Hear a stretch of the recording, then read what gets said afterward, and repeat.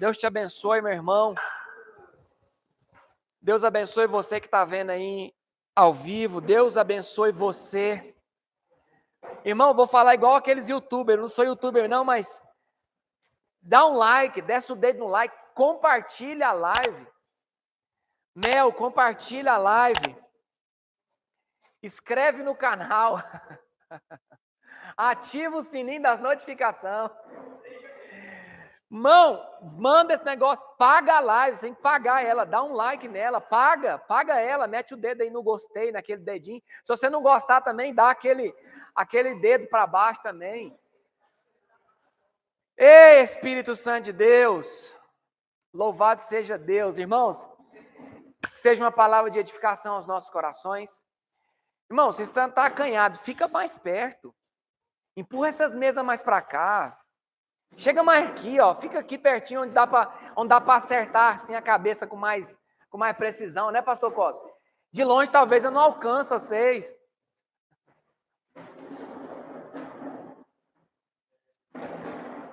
Você que está em casa, já anota aí o tema da nossa aula. As 3 vestes de José. Mel, você que está ouvindo aí, o texto que você está vendo aqui no quadro aqui está chegando certo aí para você, não tá? Dá um ok aí para nós. Já que a Mel tá vendo lá, Mel, você vai escrevendo os textos aí, os textos que a gente vai, os textos que a gente vai citando aqui, aí você escreve eles aí. Ô, meu pastor, hoje eu vou tomar. Hoje eu vou tomar porque louvado seja Deus. Irmão, você que está na sua casa aí, tira lá um café naquela maquininha sua da Nespresso. Você que não tem a Nespresso, pega lá aquele coadorzão seu e toma lá aquele café. Pra você ficar acordado, pra você não dormir, pra você não cochilar. Amém? Toma lá um café, Francisco. Você não toma café, não? Compartilha aí o link. Vocês estão aqui na sala, compartilha o link. Já manda o link para a galera.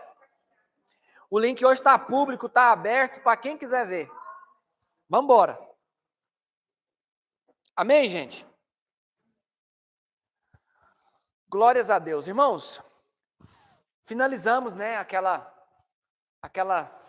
mesa nossa das 3 pessoas que nós fomos confrontados nas semanas passadas. Quem lembra aí dos 3 tipos de pessoas aí que nós fomos confrontados semana passada? Com quem que você identificou mais lá? Meu Deus do céu. Qual que você considera, você que está em casa e também escreve, qual que você considera mais perigoso dos 3? Você considera, os 3 são perigosos, mas qual que você considera mais perigoso? Você é muito repreensiva, mas e o seu lado de ser repreendida? Você aceita a repreensão?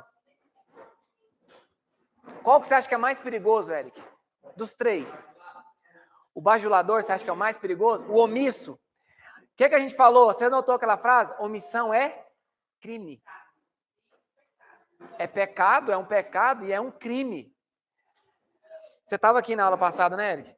Omissão é crime. Eu tenho algumas coisas para compartilhar com vocês, antes da introdução. O pessoal do ML falou que isso não é divulgado, não é muito divulgado, mas o suicídio é uma das coisas uma morte que mais acontece nos nossos dias. Mais do que uma morte matada, do que uma morte morrida, como a gente fala, né? Mais do que um acidente de carro. Irmão, o suicídio, parece que quando você escuta sobre isso, parece que dói mais. Parece que é mais pesado. E eu creio que é mais pesado, sim. Então, por que eu estou falando isso? Só para dar um exemplo, eu não vou entrar muito em detalhes, mas só para dar um exemplo que talvez se pessoas não fossem omissas, essa vida ainda estaria aqui entre nós. Então, aquela parábola do bom samaritano, se uma alma piedosa, que tivesse verdadeiramente compaixão, não tivesse parado, para acolher aquele caído, ele estaria morto.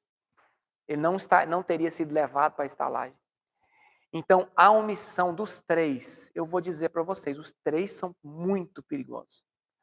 A pessoa que é irrepreensível, que não aceita ser repreendida, essa pessoa, ela tem um teto. O teto se chama teto do não crescimento, da improdutividade. Porque eu não sei se vocês leram comigo, e eu sei que vocês leram, que a exortação traz edificação, crescimento. Então, todas as vezes que eu sou repreendido, isso me leva, se eu receber a repreensão com sabedoria, como nós lemos vários textos, eu vou crescer. Se eu não recebo com sabedoria, na verdade aquilo talvez me puxa mais para baixo ainda. Por quê? Porque pode ser que eu vou criando camadas de resistência. Então, mas a omissão, o bajulador, todos eles, mas a omissão que eu estou querendo citar, pessoas poderiam ter não sido omissas no socorro. Eu me senti, porque eu evangelizei essa pessoa, eu preguei para essa pessoa até confessou Jesus comigo. Então, assim, nós fizemos um trabalho dentro da casa dela, ela confessou Jesus. Aí você vai perguntar para mim, quem comete suicídio perde a salvação ou não? Fica para uma outra aula, né? Mas fica para uma outra aula que é muito, muito profundo. Mas eu quero dizer para vocês, pode ser que uma pessoa que você deixou de ligar hoje, pode ser que uma pessoa que você deixou de acompanhar no discipulado que você deixou. Irmãos, o que é isso aqui? Vocês são discípulos? Quem discipula pessoas? Discípulos. Quem batiza pessoas? Quem ganha almas para Jesus? Vocês são discípulos? Eu sou discípulo. Discípulo é discipulado e discípulo discipula. Quando você ministra para uma pessoa, significa que aquela pessoa ela pode passar a ser o seu discípulo. Você vai pregar para 10 pessoas. Dessas 10 pessoas, 2 se convertem. Dessas 2 que se convertem, talvez uma te siga ou nenhuma. E você vai pregando. E aí vai gerando discípulos. Discípulos são gerados com convivência. Então, você tem que ter e fazer discípulos. Isso é uma obrigação do cristão. Você tem que evangelizar uma pessoa, levar ela para Cristo. Você vai ter que batizar essa pessoa. Você vai ter que consolidar essa pessoa na fé. Através de quê? Do discipulado. As ferramentas que nós temos é a palavra, é a oração, é o jejum, é as nossas disciplinas espirituais. Mas você tem que ter discípulo. Eu te pergunto, cadê os seus discípulos? Eu vou contar para vocês aqui, você sabe que a gente tem que ferir a doutrina. Não dá para ter uma aula de teologia, um discipulado. Sempre que, você já viu o que eu ando, nós andamos aqui num discipulado, mas nós andamos também em algo mais profundo, às vezes, da teologia. Nós vamos, semana que vem, se o Senhor permitir, se a gente terminar isso aqui, nós vamos entrar em Apocalipse, nós vamos entrar no arrebatamento. Nós vamos fazer um estudo aqui aprofundado sobre arrebatamento. Vamos falar da segunda vinda de Jesus. No profundo, na teologia mesmo, escatológica, profunda, misteriosa e escondida. Vamos entrar nisso aí. Vamos usar o discipulado para isso, porque vocês já estão vindo, já estão sendo discipulados, e no meio disso a gente vai intercalando o discipulado. Isso que nós estamos fazendo aqui é discipulado, é a palavra, mas é vivência. Se você hoje, eu vou perguntar para vocês, você vai levantar, vamos fazer uma votação. Do que você acha que você precisa mais hoje? De conhecimento profundo e revelação da palavra ou vivência cristã? Quem acha que é vivência cristã, levanta a mão. Vou falar e vou fazer a pergunta de novo. O que você acha que nós estamos precisando? Nós, igreja, está precisando mais. Conhecimento da palavra, conhecer mistérios e revelações, ou aprender a viver como cristão? O que adianta nós entrarmos num profundo estudo teológico sem praticar, sem ter vivência cristã? Nós vamos virar mais um teólogo, fariseu, escriba, hipócrita. Isso, irmãos, isso que está acontecendo aqui foi o Espírito Santo. Vocês bem sabem que tem mais de 2 anos e meio que nós estamos dando aula aqui de teologia. E quem acompanhou os primeiros estudos foi algo grosso, pesado, sobre teologia bem pesada. Algo bem profundo. Só que o Espírito Santo, ele que mudou, não foi eu. Isso é um ambiente espiritual, o ambiente profético que está alterando isso. Por quê? Nós temos muita informação e pouca vivência. Então, o que isso aqui deve provocar em nós? Ser verdadeiros cristãos. Ah, porque eu sei muito? Não, porque eu vivo o pouco que eu sei. Nossa, anota essa frase. Não é o saber muito, é o viver o pouco que eu já sei, é praticar o pouco que eu já conheci.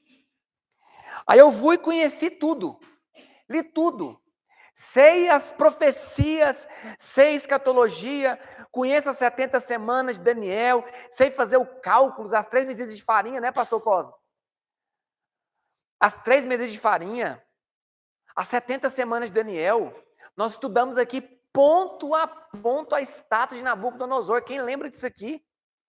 Algo profundo sobre escatologia. Nós estudamos o livro de Daniel e Apocalipse em simultâneo. Nós fizemos um estudo aqui de escatologia, pastor Cosmo, não deixa eu mentir, não. Totalmente profundo. Nós estudamos Daniel e Apocalipse, fomos fazendo um estudo desses 2 livros, assim, entrando em Ezequiel, Jeremias, fazendo um estudo profundo de escatologia. Mas e a vivência cristã? Então, a primeira coisa que isso aqui deve provocar em nós é nos tirar de um lugar de hipocrisia. Eric, nos tirar de uma mesmice. Nos tirar aquele esboço de domingo, que eu só estudei para pregar no domingo, porque eu tenho oportunidade para pregar. Doeu aí? Nossa, talvez eu vou ter uma oportunidade hoje, eu vou ler aqui rapidão o versículo. É isso aí, disciplinas espirituais. Ou todos os dias com Ele. Não, eu não hoje eu vou pregar. Nossa, o pastor me deu uma oportunidade. Eu vou jejuar essa semana e vou preparar um sermão. Hipócrita. Nossa, hoje vai ter célula, talvez lá vai ter uma oportunidade, eu vou ter que ler um textinho, eu vou gravar aquele textinho para me ler. Hipócrita. Não tem vida. Não tem vivência. Sabe o que significa você estudar para um sermão? Significa que você, se Jesus for pegar alguma coisa de você, ele vai fazer assim, ó. E vai tirar uma coisa. Você vai chegar lá com uma balinha na mão. E quando ele tirar aquela balinha, você vai olhar para sua mão, ela está totalmente vazia. Você não tem vivência. Você não tem vivência. Você não tem testemunho. Sabe o que essas pessoas vão ouvir? Essas pessoas vão ouvir aquela seguinte frase: eu conheço Paulo. Eu conheço Jesus. Só que você eu não conheço. Você não anda aqui nas regiões celestiais. Eu não te vejo aqui. Olha que eu não estou te vendo passear pelas regiões celestiais. Eu não estou vendo barulho de espada batendo nas regiões celestiais. Eu não vejo lágrimas. Eu não vejo comunhão com a palavra. Eu não vejo. Os demônios vão jogar na cara desse tipo de pessoas. Você não tem autoridade aqui. Aqui você não é ninguém aqui. Irmão, já pensou se ouvir uma coisa dessa de um demônio? Levar uma lição de moral de um demônio? Pois aqueles homens levaram naquele dia uma lição de moral de um demônio. Conheço Paulo, conheço Jesus, mas é você. Apanharam e ficaram nus. Alguém que já sonhou que estava nu? Já sonhou que você estava num lugar que estava com muita vergonha, que estava sem camisa ou estava nu? Ou com pouca roupa? Quem já sonhou? Sabe o que significa isso? Despreparo. O despreparo vai te envergonhar. Isso significa vergonha na frente do mundo espiritual e na frente das pessoas que estão esperando algo de você. É forte, né? Nudez. Hoje eu preguei 2 vezes no velório. Eu não tinha um esboço. Eu tinha que ser o esboço. Eu só tinha que abrir a boca. Eu não tinha que ter um texto marcado na minha Bíblia. Eu só tinha que abrir a boca. Sabe qual que é o verdadeiro cristão? O que não anda com esboço preparado. É aquele que apenas abre a boca e fala daquilo que seu coração está cheio. Só. Tem alguém aí, irmão? Eu acho que eu devia ter começado pelo fim, que era mais leve. Para bater no fim, né? Melhor, né? Mas eu sei que aqui não tem ninguém que quer ser bajulado.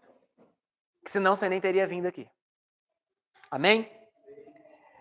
Por favor, em Efésios 4:11. Espírito Santo, o Senhor quer nos colocar no lugar de varões e varoas perfeitos. Depois você joga no grupo, Eric.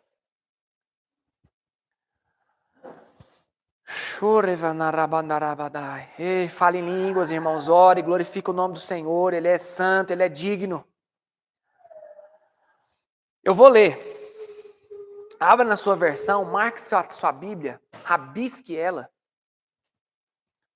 Ele mesmo concedeu uns para apóstolos, outros para profetas, outros para evangelistas e outros para pastores e mestres.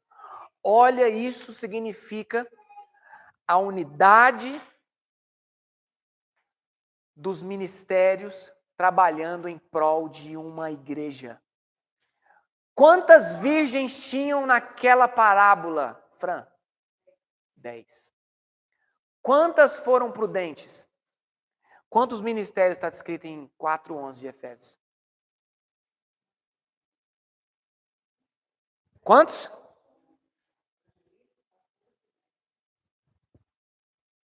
Não são 10 noivas.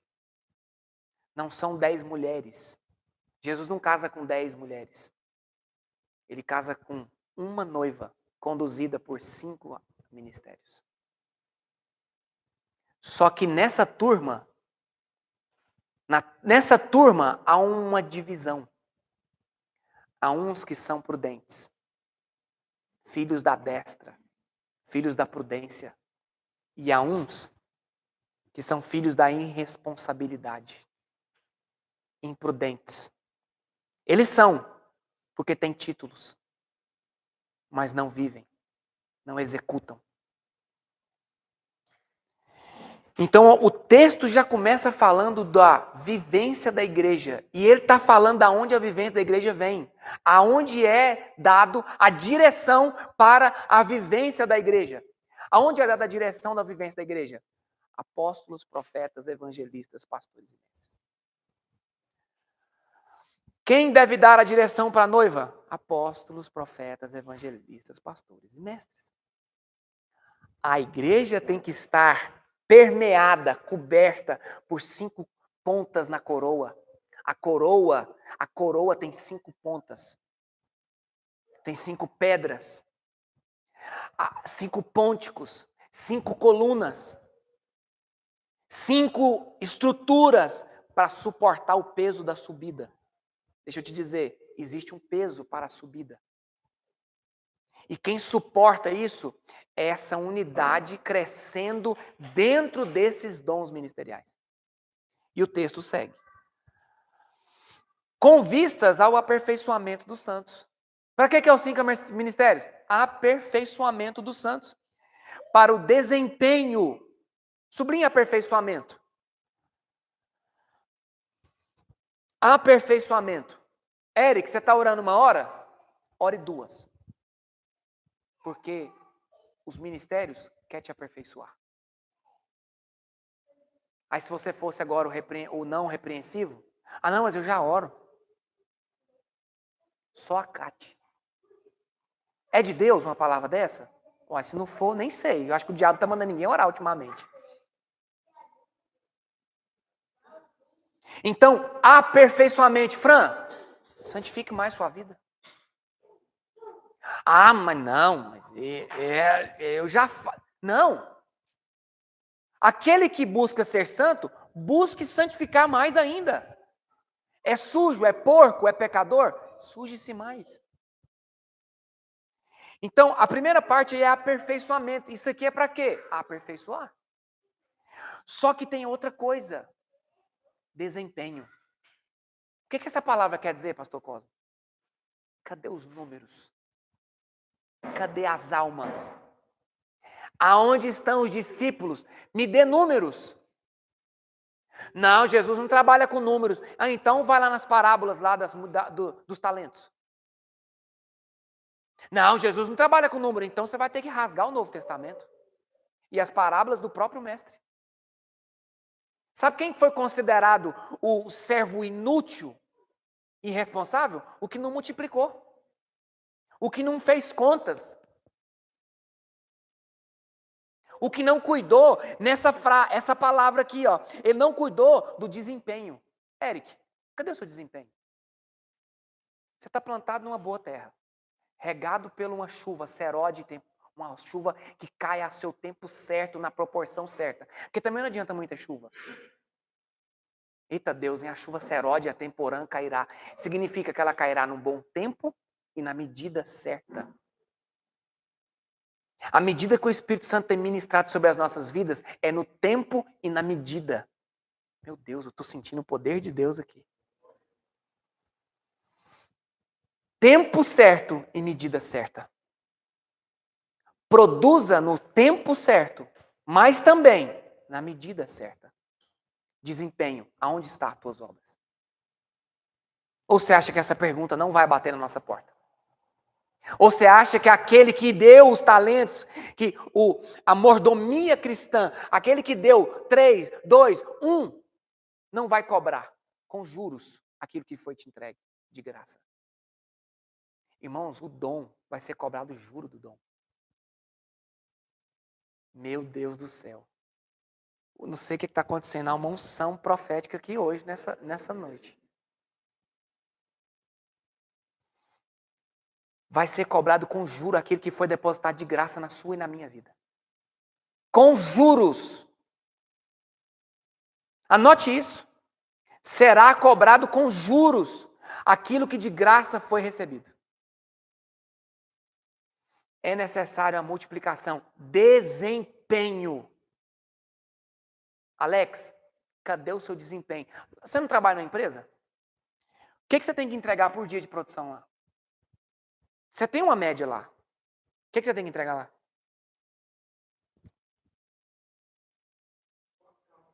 Isso é uma média de um desempenho que você tem que produzir diariamente. Se você abaixar essa média, o que vai acontecer? Sério? Você trabalha. Se cair as vendas, será que o seu gerente não vai te questionar? Se aquela carne está ficando jogada para o canto, você vai ser questionado? Cadê o seu desempenho?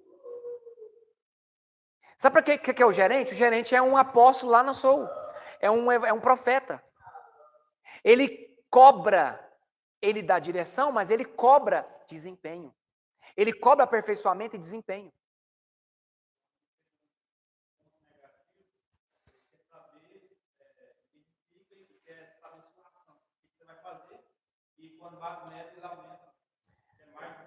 É isso. Para onde essa mesa de terça-feira tem que sair? Para onde ela tem que sair, pastor Copa? Para dentro das casas. Dentro das casas, eu já estou em toda quarta-feira, eu tenho as casas. Eu quero cobrar o quê? É necessário o discipulador cobrar desempenho. É necessário o discipulador cobrar aperfeiçoamento. Sabe por que ele tem que cobrar? Porque ele está dando alimento. Ou você acha que quem cria ovelha não cobra lã? Ou você acha que quem cria ovelha não cobra o leite? Ou você acha que quem cuida de ovelha não cobra o cordeiro? Irmãos, ninguém faz nada por diversão. Jesus, ele plantou a semente para colher. Jesus é o maior empreendedor do universo. Ele é o maior de todos os empreendedores. Ele planta, mas quem planta espera colher. Amém? Tá doendo? Diga ai. Vamos seguir o texto. Então, aperfeiçoamento dos santos e desempenho do seu serviço para a edificação do corpo, até que todos cheguemos ao quê? A unidade da fé e do pleno conhecimento do Filho de Deus. Pera. Estragou tudo agora. Pera. Até levantei. A palavra conhecimento, ela está depois do serviço.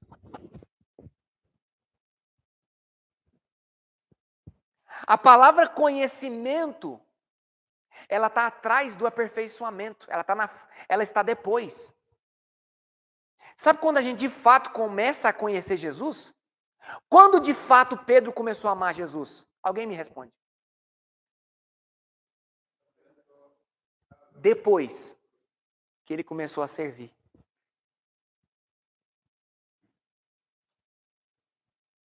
Não, eu quero conhecer primeiro para ver como é que é. Não. Você só consegue conhecer fazendo. Sabe a palavra andar com? Seguir Jesus? Andar com Jesus? E Enoque andou, eu estou... Talvez tem 2 meses que eu estou na palavra andar da Bíblia. Não consigo sair dela. E Noé andou com Deus. E Enoque andou. Anda na minha presença e ser perfeito. O que essa palavra andar significa? Fazer. Mas não é um fazer comum. É fazer o que ele está fazendo.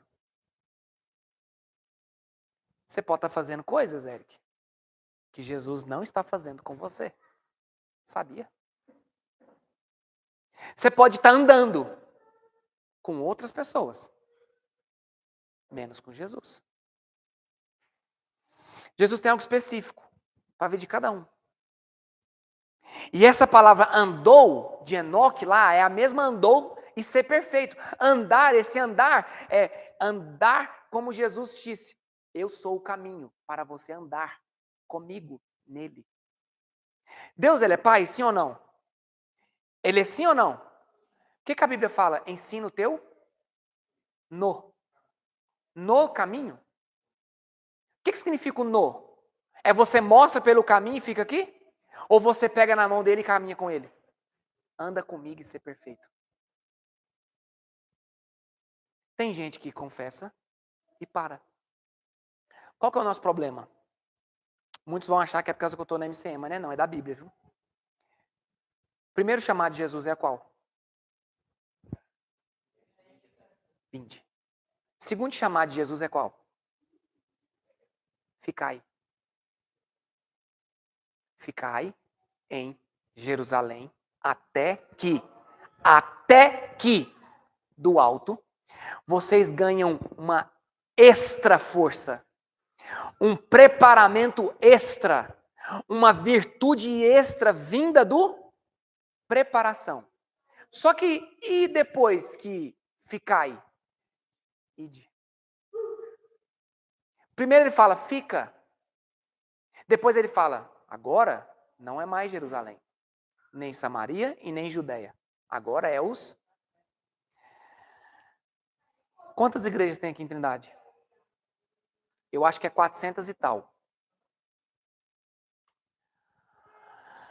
Você já leu Romanos falando assim que Paulo ele não queria pregar sobre fundamento alheio? Você está pregando onde todo mundo está pregando. Você está pregando para crente já de 300 anos. Você está pregando para gente que passou na frente só no mesmo dia de 5 igrejas. E sabe aquele povo que está com a boca aberta igual passarinho no ninho? Está esperando a manifestação de alguns que ficaram. Por que Deus levantou Paulo? Alguém sabe? Porque 12 ficaram. Não é coragem não. 12 ficaram. Paulo foi.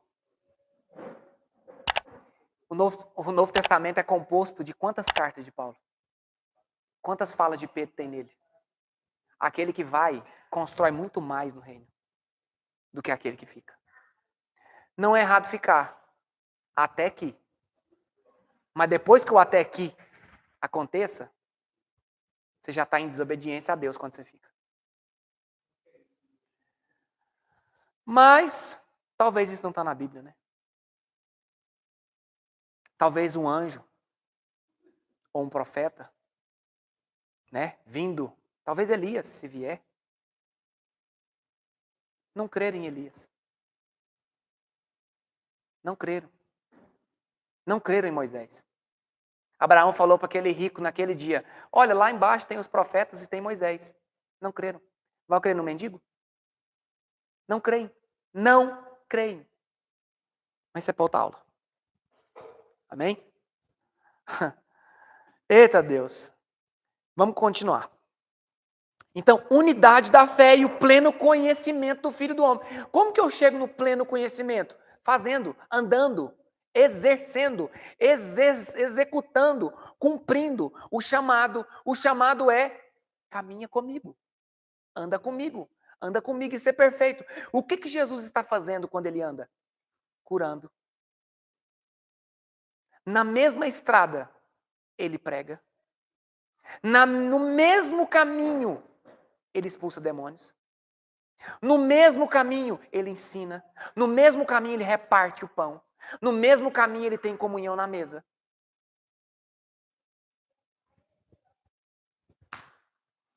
Anda na minha presença e ser andar. Não é parar na minha presença. É andar na minha presença. Quem já ouviu dizer que o trono de Deus tem estacas? Está escrito? O que o trono de Deus tem? Rodas. Não é 4 rodas. São rodas dentro de rodas. Não tem tanto para rodas. E as rodas são assim, ó. Andam para os 4 ventos. Para os 4 cantos da terra. Já pensou se Jesus fosse exclusivista igual você? E nunca tivesse pregado para outro povo a não ser o dele? O que seria de nós? Isso é omissão. Omissão de resgate, omissão de socorro. Ide por toda a terra e pregai. Por quê? Deixa aquele povo morrer lá, é muito melhor. Vamos ser Jonas. Aquele povo, você tá doido? Eu vou lá pregar para aquele povo o quê? Você tá doido? Tô fora. Como que eu chego ao pleno conhecimento do Filho de Deus? Como? Indo, andando com Ele, fazendo o que Ele está fazendo.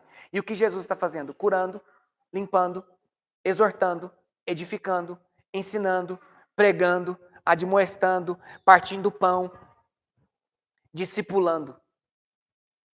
A única pessoa que não precisa ser discipulada é Ele. Mas abaixo de Jesus, qualquer ser vivo que tem um coração que se chama homem ou mulher, humanidade, Adão, todos, sem exceção, precisa ser discipulado e precisa seguir o id e o andar com. Você está convencido disso? Tem alguém que tem dúvida sobre discipulado na Bíblia? Isso é uma visão doutrinária de congregações, de igrejas, de denominações, ou é da Bíblia? Se alguém questionar vocês um dia desse, só mostra para eles o que está escrito. Mateus 28, 18, 19 e 20. Vamos continuar lendo. Lê o 14 para nós, Eric, por favor.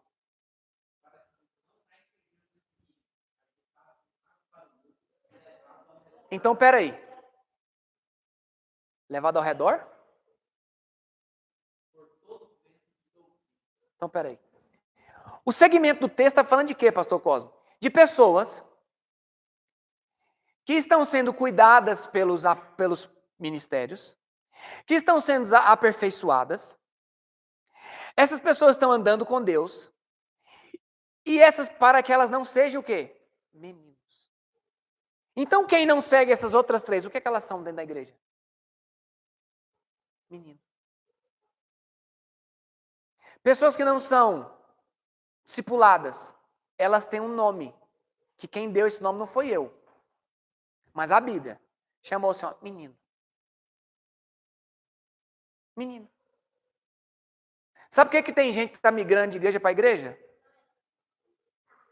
Tem gente, eu vou contar para vocês aqui, o que é pior do que ir de igreja de igreja.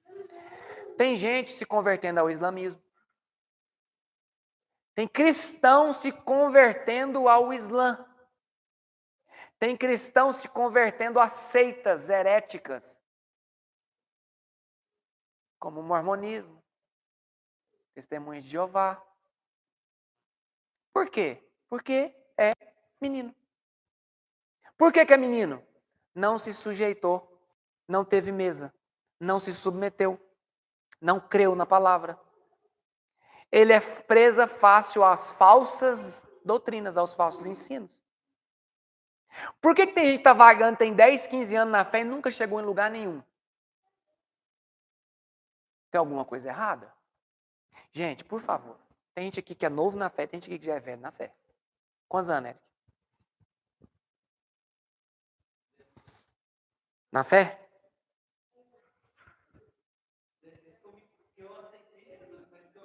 Eu vou fazer algumas perguntas. Tem 5? Vou fazer umas perguntas. Tem 5? Vou fazer uma pergunta. A terra é boa? Quem rega é bom? É bom, né?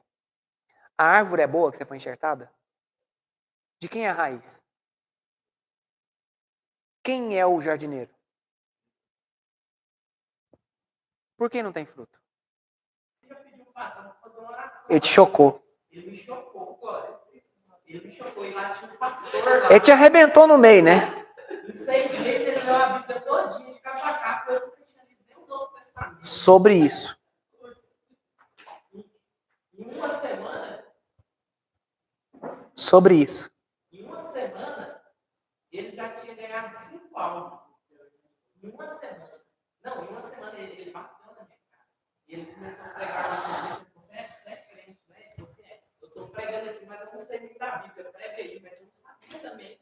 Uns engatinha, uns andam, uns correm e outros voam. As crianças, a tendência é só engatinhar mesmo. E continuar engatinhando. 1 ano, 2, 3, 4, na igreja. Que é igreja. Na igreja, eu estou na igreja, eu vou na igreja. 1 ano, 2 anos, 3 anos, 4 anos, 5 anos. Na igreja. Mas peraí, você está em Cristo? Porque é impossível estar em Cristo e não produzir. É impossível estar em Cristo e continuar sendo criança. Uma coisa é você nascer hoje e você começar a caminhada. Outra coisa, irmãos, quanto tempo Jesus ficou com os discípulos para já encaminhar eles? A primeira comissão foi antes dos 3 anos. Ele ficou antes, menos de 3 anos, e comissionou os 12 mais os 70. Como assim? Que tamanha preparação é essa? Irmão, vida cristã é no caminho. Percurso. O doidão lá entendeu, no outro dia já estava lendo a Bíblia e pregando para o povo. Por quê? É isso aí. Aperfeiçoando, chegando à unidade do pleno conhecimento do Filho de Deus. A Nádia chegou agora. Já está levando pancada seca já aqui, mas lá. Porque não quer dizer que é menino, que eu não quero promover nela um alimento pesado.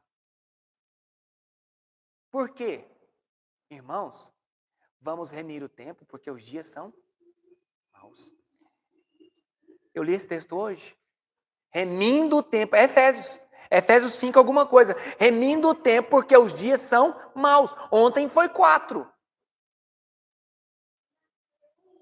Bombardeio Sudão do Norte, Israel, Palestina, Ucrânia. Guerra. Crianças com 9, com 10 anos, sendo preparadas, levando vacinas para a hormonização, para se transformar em outro sexo. Essa é a Sodoma e Gomorra que nós estamos vivendo hoje. Nós estamos vivendo Sodoma e Gomorra agora. Nós estamos nos dias de Noé, assim como nos dias de Noé, será como na vinda do Filho do Homem. Como nos dias de Noé. Casavam, davam-se em casamento. É pecado casar? Também não. É pecado dar em casamento? Não. O que Jesus está falando? Casavam e descasavam. Divorciavam, casavam de novo. Mãe com filho. Pai com filha. Incesto.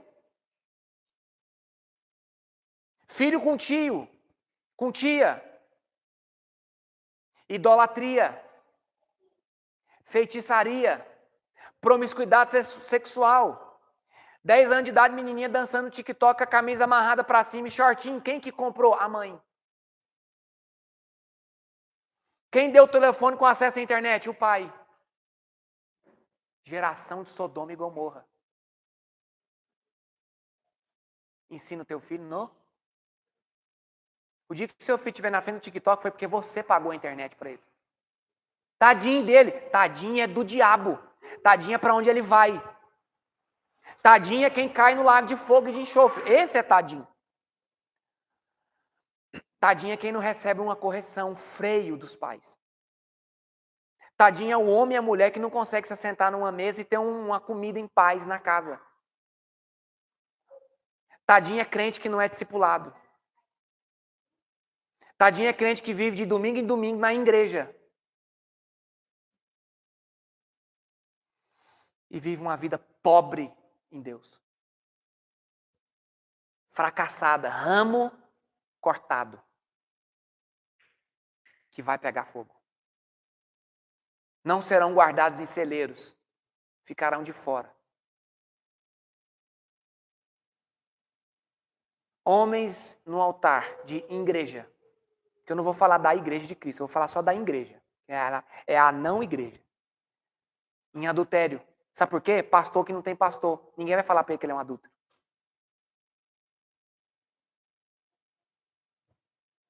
Ele é imperador. Império. Eu conheço alguns. Bem que estão lá quase é o Nabucodonosor não, o Nimrod. Ele já é quase o Nimrod, já está chegando no céu com a sua torre. Construíram para si mesmos Babel. Aliciaram a galera e estão construindo Babel, querendo chegar no céu. Mas vou te dizer, segundo o que está escrito, não chega. Segundo o que está escrito, não chega. Desçamos e os confundamos.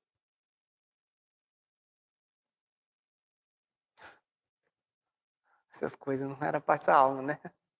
Mas eu não dou conta. Isso não vem de mim. Te garanto para você. Então, vem de doutrina.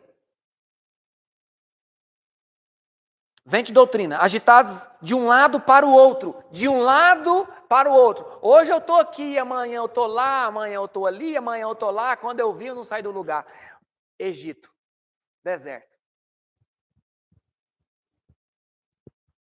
De um lado. Não, mas se vier um bezerrinho, dá tudo certo, doutrina. Ah, não, mas dá certo o bezerro, não dá não? Vento. Vento, ó. Vento que não sai do lugar. Estão no olho do furacão. Nunca chega na terra prometida. Nunca chega no ápice do ministério. Nunca sai da mesmice. Está ali, rodeando. Irmão, em nome de Jesus, sai desse lugar. Sai desse lugar. Sai desse lugar das voltas. Se submete à direção do Espírito Santo, irmão. Se submete. Eu tenho certeza que ele está falando no coração de cada um, e está falando no meu, e está falando nos nossos corações. Se submeta à visão da palavra.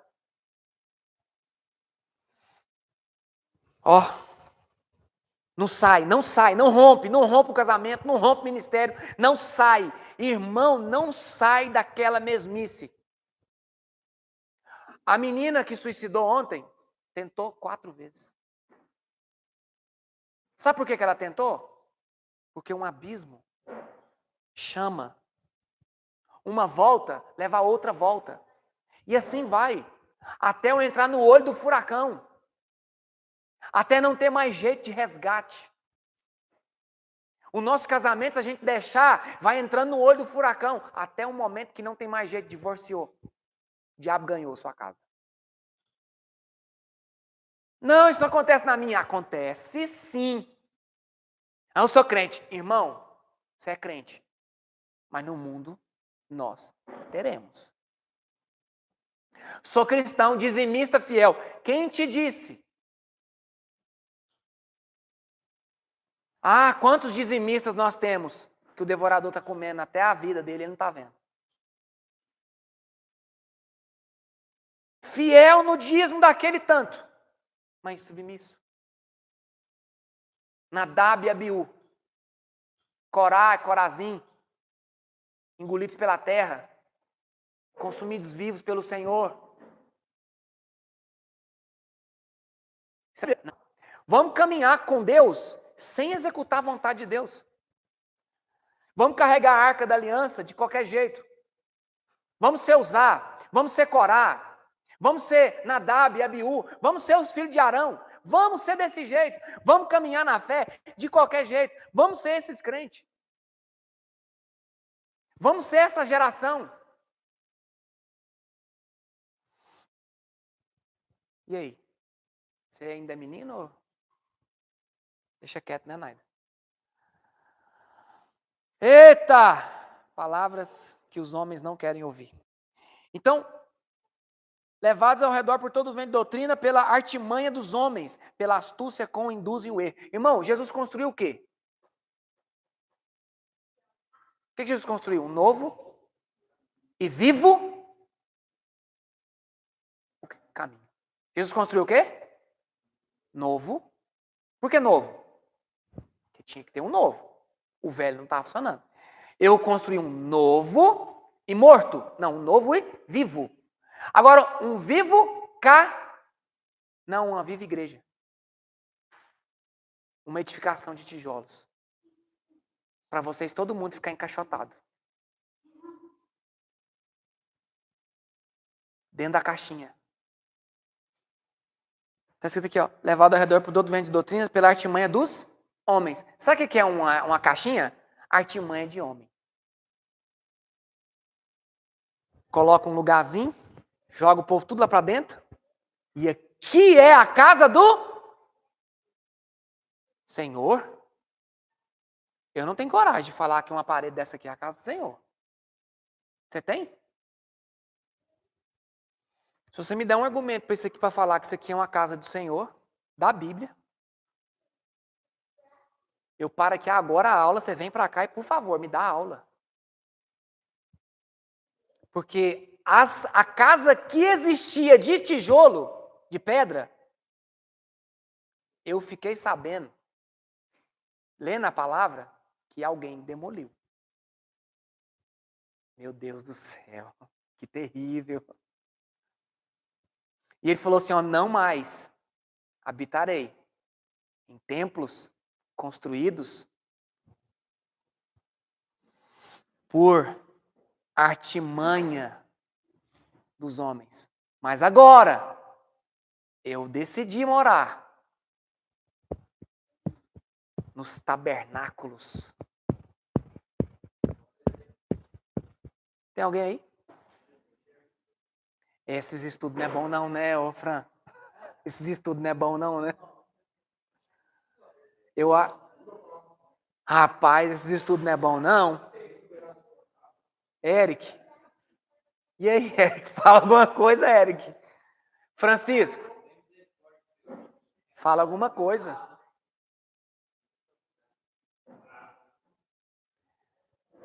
Irmão, Jesus ele era mais bem... pior do que isso aqui, né? A Bíblia chama Deus de terrível. Nós temos que tentar se chegar um pouquinho ser terrível igual ele era. Eu ainda estou ruim ainda, minha pregação está péssima, ninguém foi embora. Vamos continuar.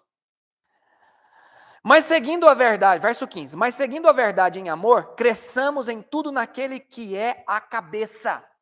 Anota uma frase em nome de Jesus para os futuros pastores, mestres, profetas, evangelistas. Deus não deu igreja para pastores, mas deu pastores para a igreja. Muda alguma coisa? Hã? E aí? Minha igreja. Não, irmão, a herança é dele, as ovelhas é dele, o sangue foi dele. O filho é dele.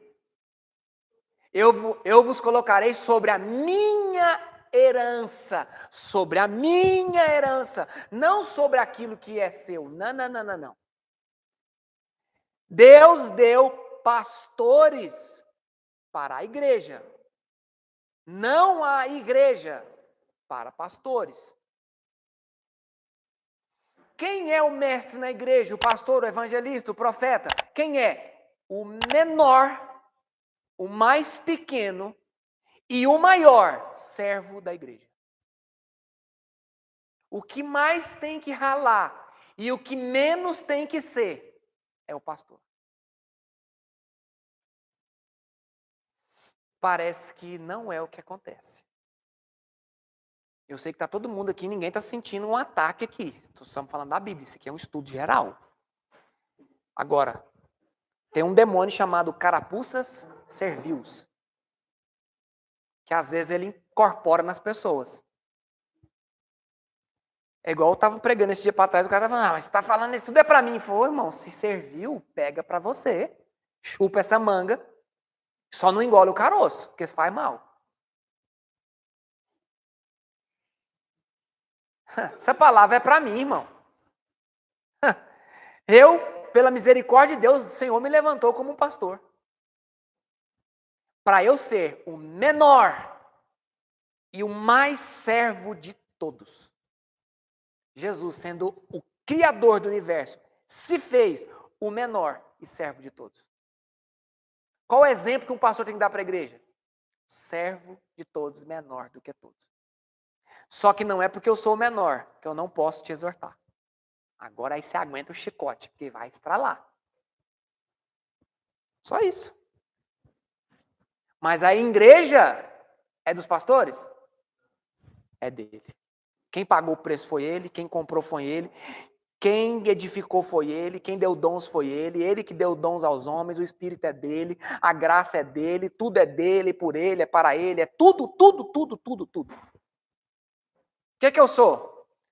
Uma pessoa que tem a oportunidade de servir o dono do universo. Basicamente. Então, para terminar aqui, verso 15, ele é muito lindo. Mas seguindo a verdade em amor, cresçamos em tudo naquele que é a cabeça, Cristo, verso 16. De quem todo o corpo, bem ajustado e consolidado pelo auxílio de toda a junta, segundo a justa cooperação de cada parte, efetua o seu próprio aumento para a edificação de si mesmo em amor. Você é a junta do corpo, você é a medula. Nós todos formamos um corpo, ele é a cabeça, ele traz o crescimento, porque a orientação, a direção vem da cabeça. A única coisa que nós fazemos é não inflamar. Nós não podemos inflamar as juntas. Nós não podemos deixar o ciático inflamar, o nervo. Como que um nervo inflama, Eric? Quando os membros superiores pegam um peso a mais que o nervo ciático pegou na posição errada, não suporta. Quando alguém está colocando um jugo desigual numa igreja. Quando o altar está desalinhado, inflama a junta. Não sai da cabeça. Sai, quer dizer, da cabeça.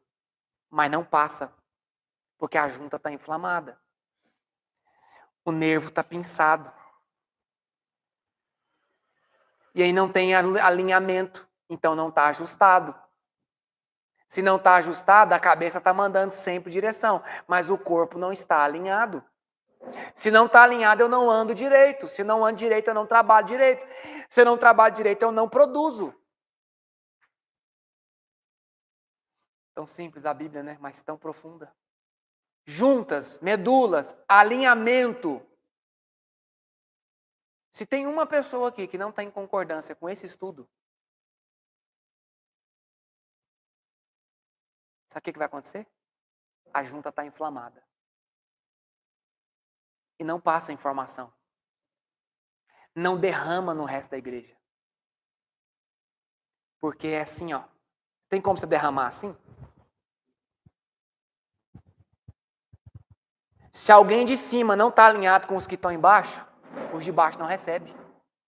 A igreja não alimenta. A igreja não cresce. Está desajustado. Está desalinhado. Se está desalinhado, quem está embaixo não recebe. É necessário um alinhamento, é necessário um ajuste. Vocês estão aprendendo, então? Entrou aí essa palavra no coração de vocês? Vocês não são meninos, né? Levados a todo vento de doutrina. Mas vocês são homens e mulheres que procuram um amadurecimento em Cristo Jesus. Gênesis 39, 6. Gênesis, capítulo 39, verso 6. Desculpa, perdão. Perdão. Deixa anotado aí. Mas o primeiro é Gênesis 37, 1. Nós vamos falar daquele também. Pode deixar anotado aí que nós vamos ler também. Mas primeiro é o 37, 1. Gênesis 37, verso 1. Eu vou ler. Acompanhe na sua Bíblia, por favor, para a gente ganhar tempo. E Jacó habitou na terra das peregrinações de seu pai. Jacó habitou aonde?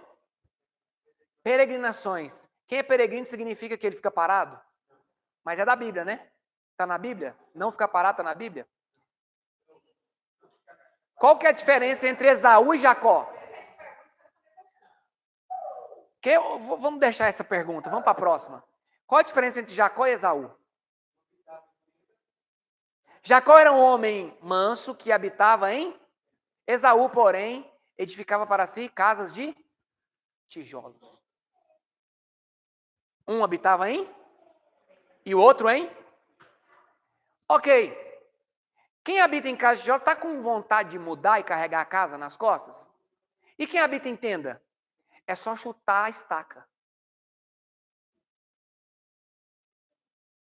Está entendendo? Quem habita em tenda, chuta a estaca. Joga nas costas e peregrinação.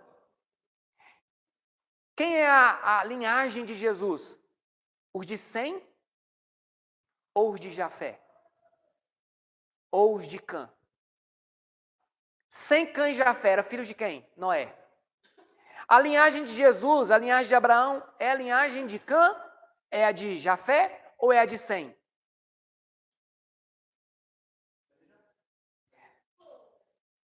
A linhagem de Cã é a África e a Ásia. A linhagem de Jafé são os europeus. E a linhagem de Sem são os semitas, povos que habitavam em tendas. Significa o que é isso? Pessoas desprendidas, desagarradas das edificações da terra, soltas. Não têm tesouros na terra, mas estão procurando tesouros no céu. Os semitas. Jacó habitou na terra das peregrinações. Abraão era um peregrino. Tem algum semita aí? Cuidado. Amém. Cuidado, porque as palavras ditas, elas constroem o caminho na nossa frente. Toda palavra dita pela nossa boca, ela edifica o caminho que nós vamos caminhar. Na terra de Canaã. E estas são as gerações de Jacó. Sendo José, não vamos entrar nisso não, que não é a aula. Sendo José de 17 anos, quantos anos?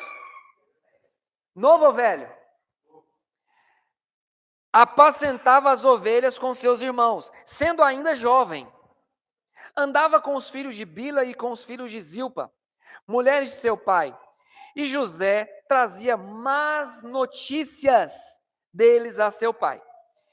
Israel amava a José mais do que a todos os seus filhos, porque era filho da sua velhice. E fez-lhes uma túnica de várias cores. Vendo, pois, seus irmãos, que seu pai o amava mais do que a todos eles, odiaram-no e não podiam falar com ele pacificamente. Teve José um sonho e contou a seus irmãos. Por isso o odiaram ainda. Irmãos, a aplicação geral desse texto ela é imensa. Daria um tema aqui para a gente falar meses. Mas a aplicação desse texto é a veste. Então sublinha aí túnica de cores. Túnica ou vestes, né? Vestes de cores. Vestes de cores. Vestes de cores. Então sublinhe no seu texto, vestes de cores. Por que que José recebeu de Jacó, que é o Israel, uma roupa, Naida, diferente, mais colorida, mais destacada do que os outros irmãos? Aí é que tá. Por quê?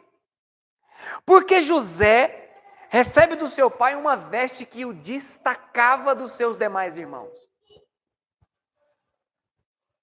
Porque José, ele era amado.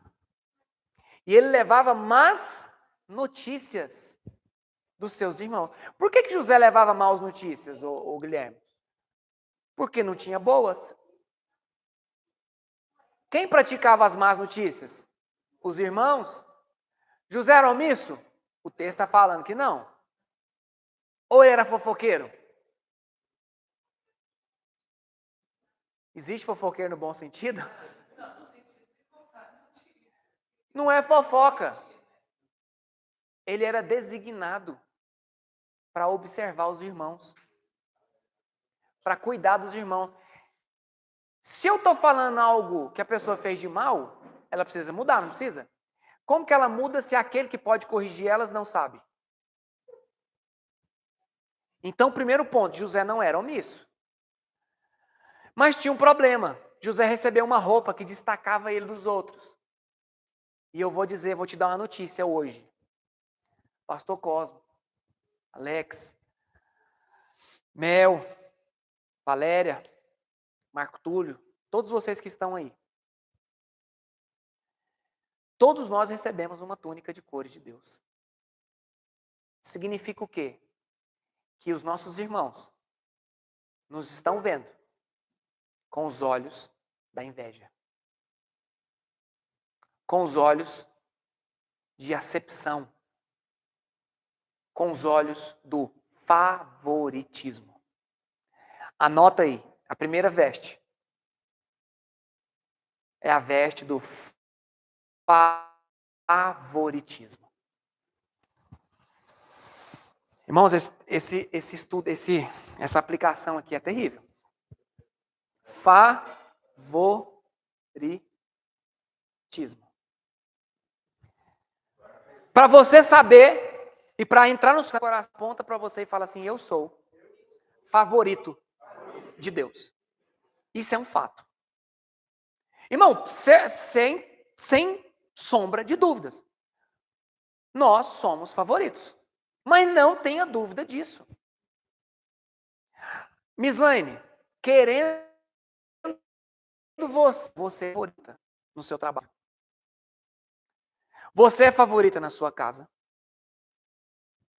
Você é favorita nos lugares onde você está? Por quê? Porque você é bom? Não, porque o Pai te deu a veste. Eita, hein?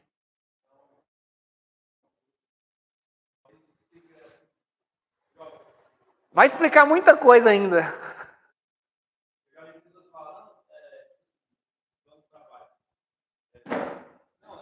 Completa o tanque lá, ô Eric. Fazendo um favor.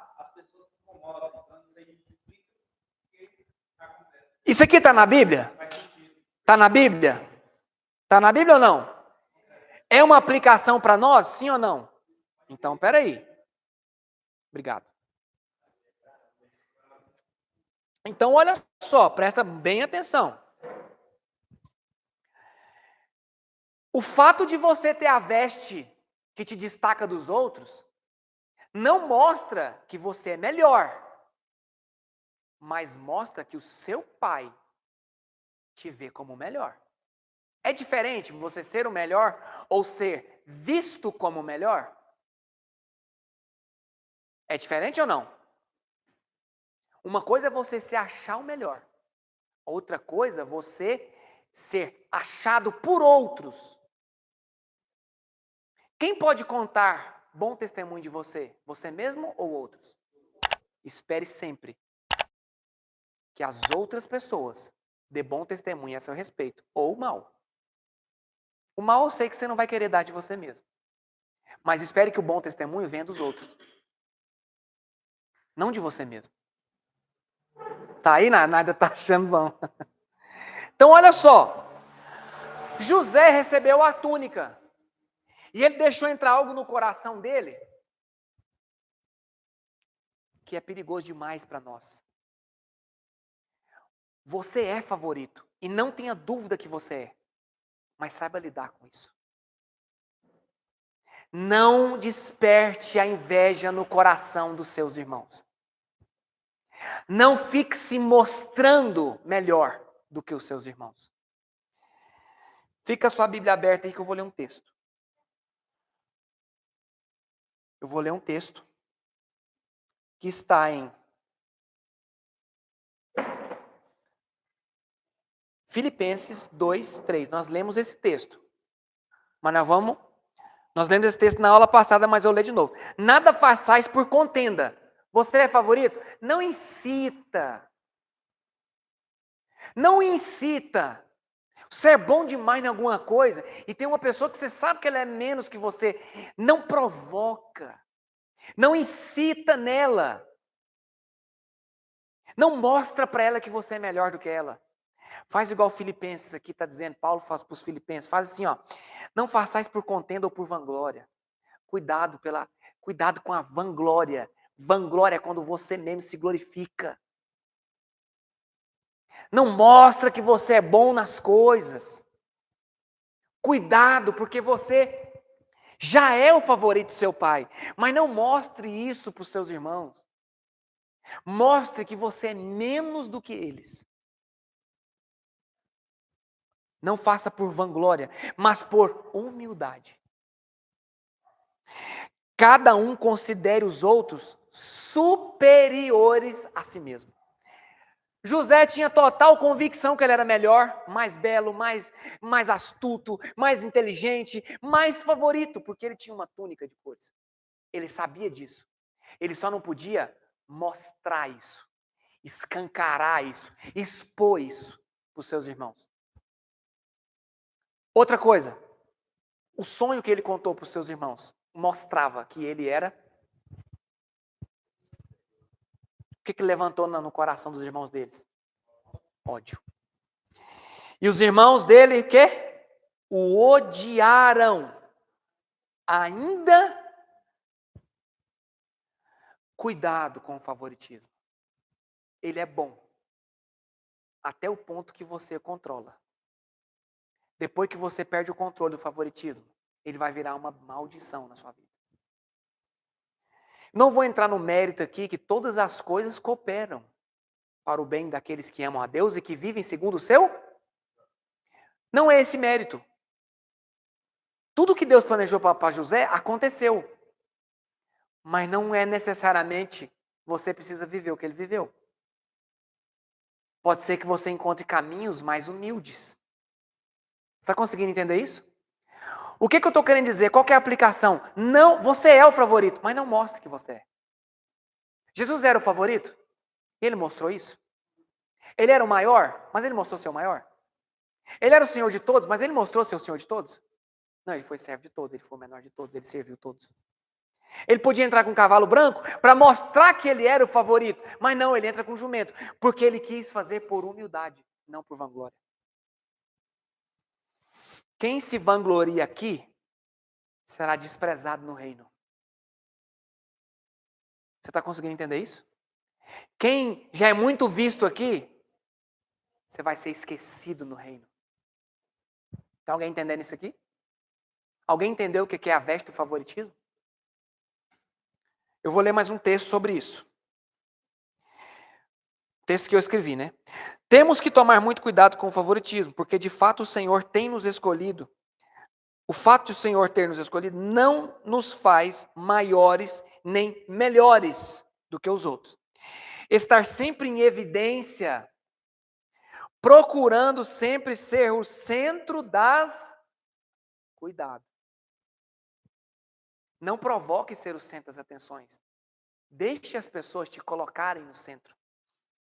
Mas não por contenda e nem por vanglória, mas por humildade. Irmãos, talvez nenhum de vocês aqui gosta de ser o centro das atenções. Mas isso é algo que está instalado no corpo humano, na alma do homem. Nós gostamos daquele gostinho de ser o centro das atenções. Nós gostamos disso. Isso é bom. A Mislane é a gerente. Eu vou chamar a gerente para a reunião. E aí você... Sou gerente. Eu sou melhor que você. Não. Você é menor do que ela.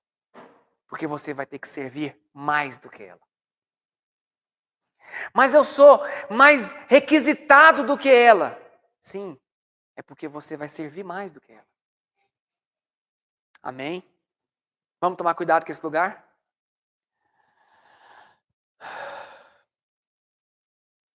Então, a veste do favoritismo. Você é favorito? Mas não mostre que você é favorito. Faça tudo por humildade. Nunca por vanglória. Nunca tente se vangloriar da capa que você recebeu. Porque o dom não é seu. Olha que simples de acontecer. O Eric tem dom de cura. Ele recebeu uma veste. O Francisco não tem dom de cura. A Fran não tem dom. Ninguém aqui tem dom de cura, mas o Eric tem. E o Eric vai lá, estende a mão e cura uma pessoa. E nossa, ele tem a veste da cura. Nosso Eric, vamos chamar o Eric, porque o Eric tem a veste, a túnica da cura, que exalta o Eric. É o Eric ou é a túnica? O que o homem faz? Exalta o Eric, mas na verdade é a túnica. Na verdade é Deus. Ah, o Guilherme, nossa, o Guilherme, não é o Guilherme, é o dom que Deus deu para o Guilherme. Ele é bom, ele é especial, ele é favorito, mas não pode se mostrar. Amém? Segunda veste. Segunda veste. A veste da... O que é isso, gente? Vamos ler o texto. Gênesis 39, 6. Boa noite, Pedro. Deus te abençoe. Vamos lá. Veste da concupiscência. Potifar, verso 6. Tudo o que tinha confiou às mãos de José. De maneira que, tendo-o por mordomo, sublinha essa palavra mordomo, de nada sabia, além do pão com que se alimentava. José era formoso, sublinha essa palavra formoso. Na sua Bíblia pode estar belo, de porte e de aparência. Então ela o pegou pelas vestes e lhe disse: deita-te comigo. Ela, porém, deixando as vestes nas mãos dela, saiu fugindo para fora.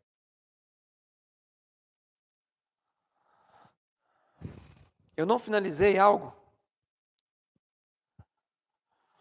mas a primeira veste que ele perdeu foi os irmãos que tomou dele. Então ele perdeu a primeira veste quando ele foi jogado no poço. Amém? Eu esqueci de falar, mas ele perdeu a primeira cor. A túnica de cores, ele perdeu ela. Foi arrancado dele. E ele é vendido como escravo, é comprado por Potifar, é colocado como governador, como mordomo na casa de Potifar. E ali a Bíblia vai falar que ele recebe uma veste. Qual que era a veste? A veste de mordomo.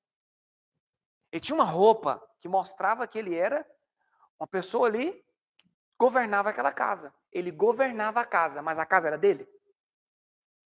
A mulher de Potifar era dele? As coisas de dentro da casa era dele? Sim ou não? Só que a Bíblia está dando ênfase na segunda veste. Essa ênfase fala assim, ó, ele era belo. Ele era formoso.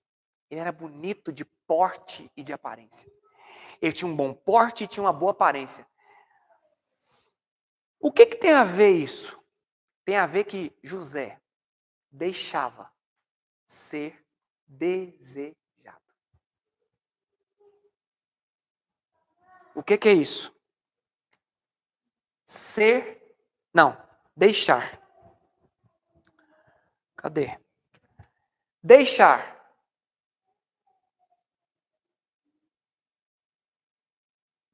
Ser desejado.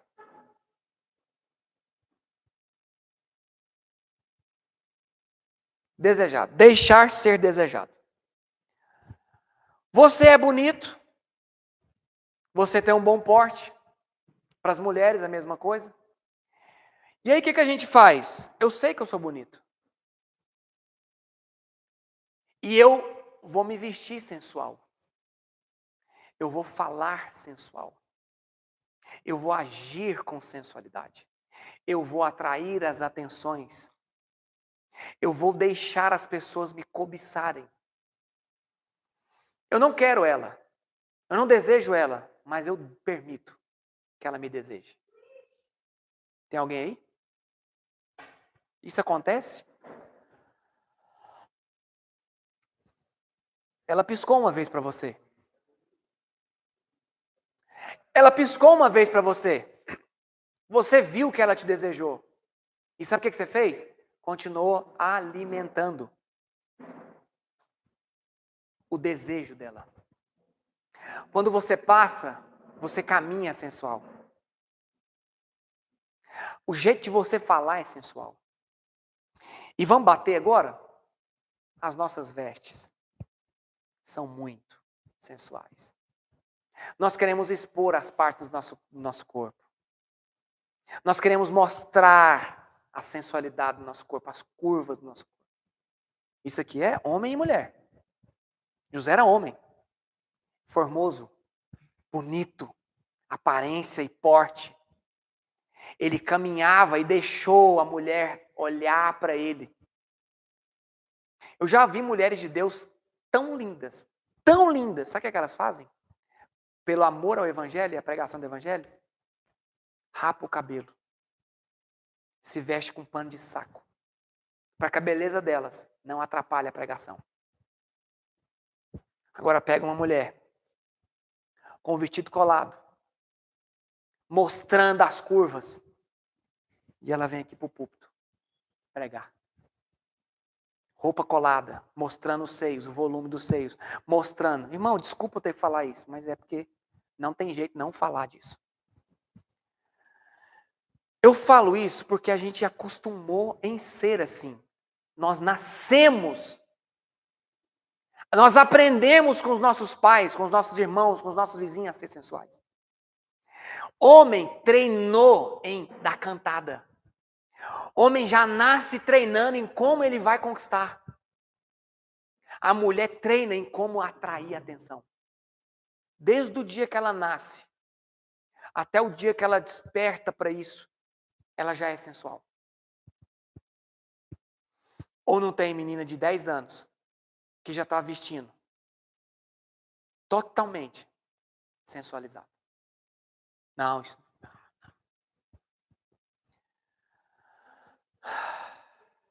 Tem alguém aí? O pecado de desejar as pessoas é pecado, sim ou não? Aquele que em sua mente a cobiçar já cometeu o adultério. Mas e quando eu permiti ser cobiçado?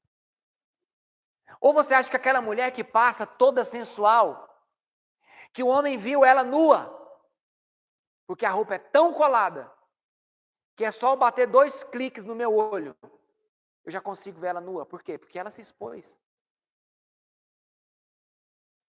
Agora os homens, aquela moda das roupas travada. Calça que separa os 2 polos. Camisa coladinha. Você acha que isso é veste de cristão? Dá testemunho de cristão? Ou você está querendo que alguma mulher arranque a sua roupa e te exponha a nudez? E aí? Sabe o que significa esse contexto aqui também? A mulher de Potifar aqui, ela também tipifica a igreja. E o pastor que seduz ela para ela tentar se deitar com ele. Tem alguém aí? Agora eu te pergunto, José correu. A veste ficou na mão dela. Mas e quantos que não correm? Tem alguém aí? Tem muitos que correm para cima. Tem muitos que já estão se deitando com a mulher de seu senhor. Você acha que tem pastor que já está deitando com a mulher de seu senhor? Tem alguém aí? Irmão, a Bíblia é toda tipológica, simbólica e literal. Totalmente. Para José pegar o governo, ele tinha que ter vencido. Para a gente entrar na Canaã, para a gente chegar no reino, eu não vou poder adulterar com a mulher de Jesus. Eu não vou poder querer tirar da mulher de Jesus aquilo que não é meu. Eu não vou poder tosquiar ela mais do que o necessário, porque senão eu vou deixar ela com frio. Eu não vou poder arrancar o leite do cordeiro. Eu não vou poder esgotar os peitos da ovelha, a ponto de não deixar o cordeiro crescer. Tem gente que nasce dentro da igreja e não tem mais leite já no peito da ovelha, porque o pastor bebeu tudo. Eu já mexi com leite muitos anos. Sempre a gente deixava um peito pro bezerro. Para quem é da roça sabe o que eu estou falando. Irmão, isso aqui é terrível, né? Esse estudo assim é ruim, né? Meu Deus do céu, parece que não alivia para nós, né? Parece que toda vez que eu dou a volta para o trem ficar melhor, mas o trem piora de novo. Só que a Bíblia vai dizer que José, ele despertou inveja nos irmãos, ódio nos irmãos e perdeu a primeira. E olha o trajeto. Chegou num lugar. Sabe qual que é esse lugar que José chegou? Ele chegou lá no lugar do ministério, de exercer o ministério, de ser provado se você vai ser fiel nas coisas do seu Senhor ou não. Como um a igreja não é minha, a noiva não é minha, eu não posso me deitar com a noiva do meu Senhor, com a esposa do meu Senhor. Eu preciso ser aprovado.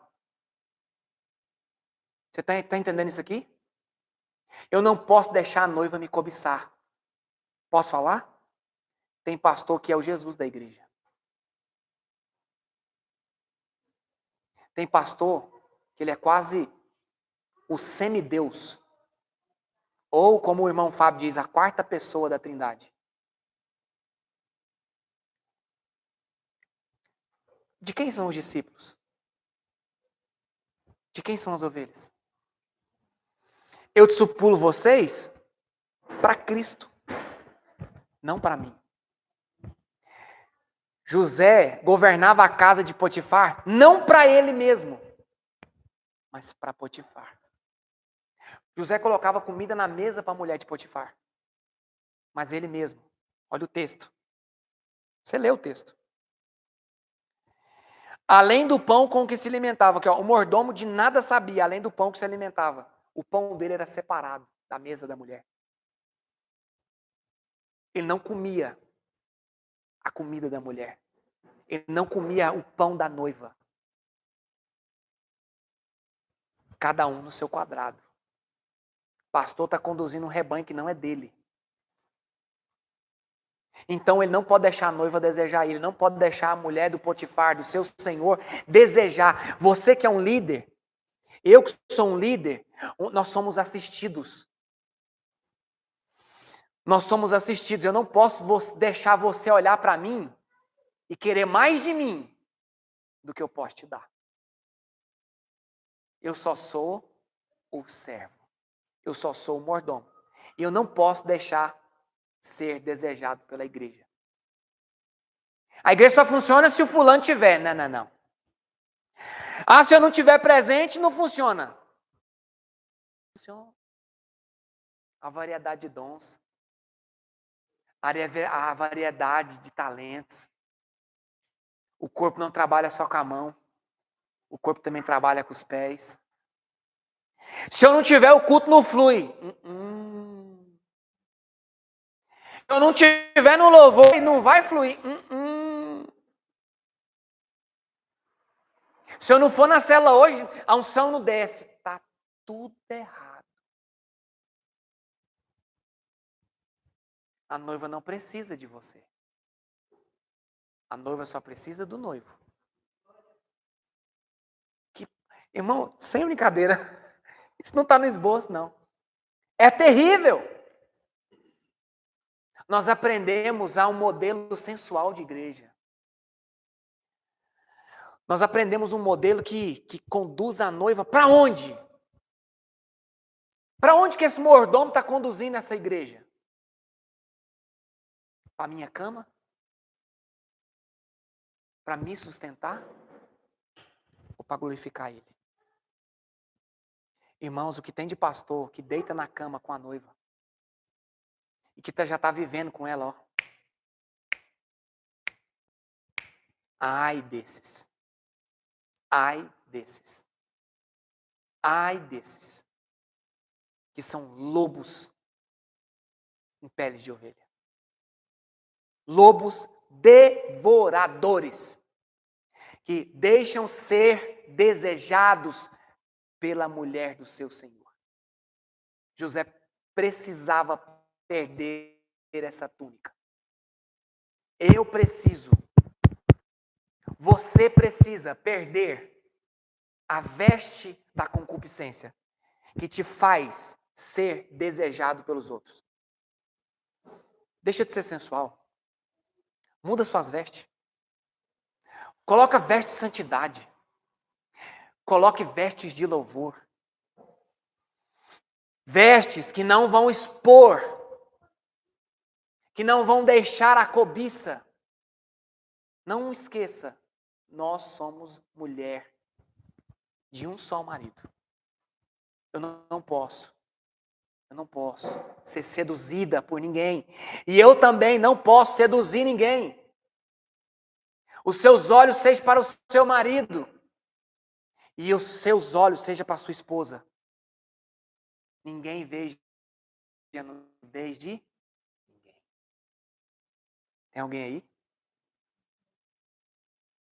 Isso serve para a minha vida com Cristo na igreja? Isso serve na minha vida cotidiana. O meu dia a dia eu não posso falar.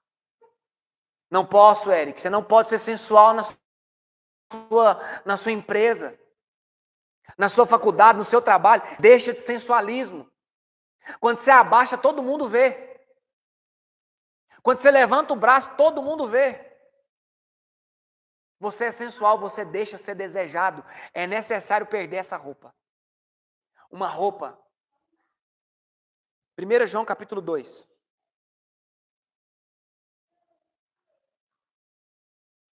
Rápido, verso 15. Ué, já é 9h30. Meu Deus do céu.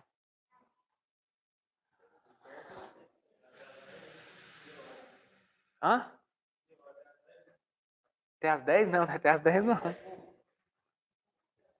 Vamos ler só esse texto aí. 1 João 2.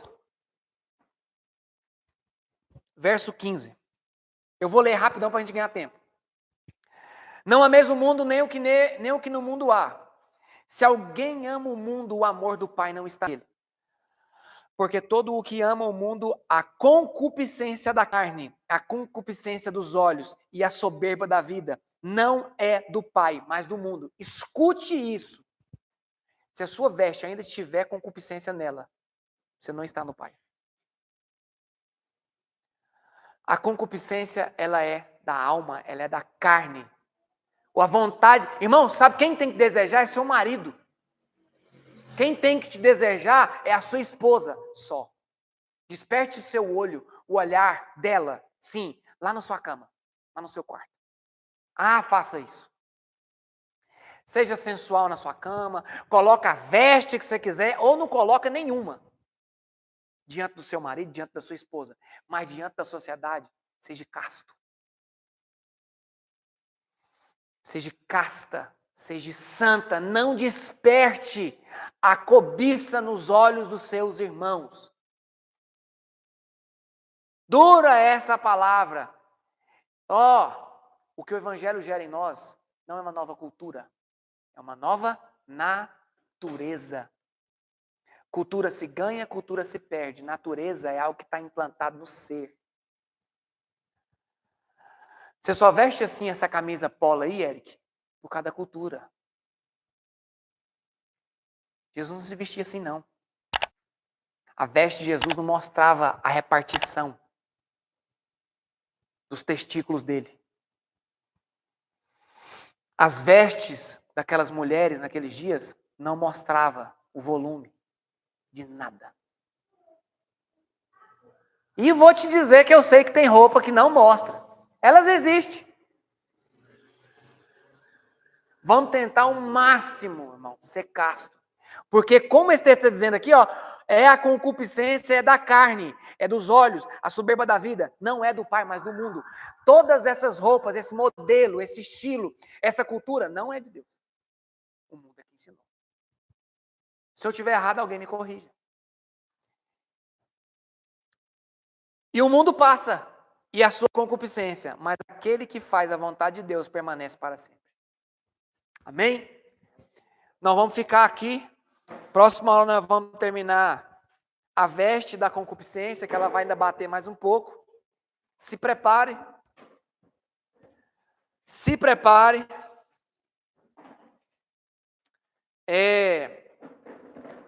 Aí nós vamos entrar na terceira. Eu acho que vai dar tempo de falar da terceira e da quarta, que é um mistério. A quarta veste de José. Eu quero ela. Eu quero ela. Eu quero ela. Eu quero perder essas três e ganhar a quarta. Eu quero essa veste. Amém? Irmãos, glória a Deus, tem muita gente assistindo hoje, Bendito seja o nome do Senhor. Mas eu desafio a vocês a estar aqui presencialmente. Todos vocês, com certeza, já deu like, já compartilhou, já inscreveu no canal, já ativou o sininho. Uhul! Vambora, irmão! O pastor ali deu uma ideia, mas isso aí fica a critério, né? Amém, irmãos? Eric, vem cá. Fica aqui na frente dessa câmera aqui. Esse aqui é o Eric Furlan. Furlan. Homem de Deus. Seja usado pelo Senhor aí por uma oração. Vamos nos sujeitar a essa oração agora e vamos concordar com ele, amém? Sim, Senhor. Pai querido, em nome de Jesus, nós te agradecemos por este momento na tua presença, Sim, pela tua palavra que foi ministrada aqui, Senhor. sim, Que o Senhor possa guardar essa palavra no nosso coração, que ela sim. possa germinar dentro de nós e Amém. crescer. E que durante essa semana e durante a nossa vida nós venhamos colocar ela em prática, Sim, Senhor. Senhor. Que nós possamos ser transformados por essa Sim. palavra. Que ela venha ficar escrita no nosso coração. Em nome de E que nós Jesus. possamos ser lembrados pelo teu Espírito Santo todos os Em dias da nome nossa de vida Jesus. para colocar ela em prática, Senhor. E ser transformado, ser parecido e andar no caminho do Senhor contigo. Sim. Em nome de Jesus. Em nome Amém. de Jesus. Amém. Irmãos, perca a veste do favoritismo. Perca a veste do desejo, ser desejado. Caminhe em santidade. Ande na minha presença. Que jeito? Como varão perfeito. Seja perfeito aos olhos do Senhor. Amém? Que o Senhor abençoe a vida de vocês. Que o Senhor abençoe vocês aqui. E vamos encerrar agora a live. Você não fez pergunta, não deu tempo de fazer pergunta, mas anota ela para a próxima aula. Amém? Os que estão aqui vão ter o privilégio, enquanto está desmontando aqui, responder algumas perguntas. Que o Senhor abençoe todos vocês. Obrigadão, meu irmão. Está encerrada a nossa transmissão, irmãos. Obrigado.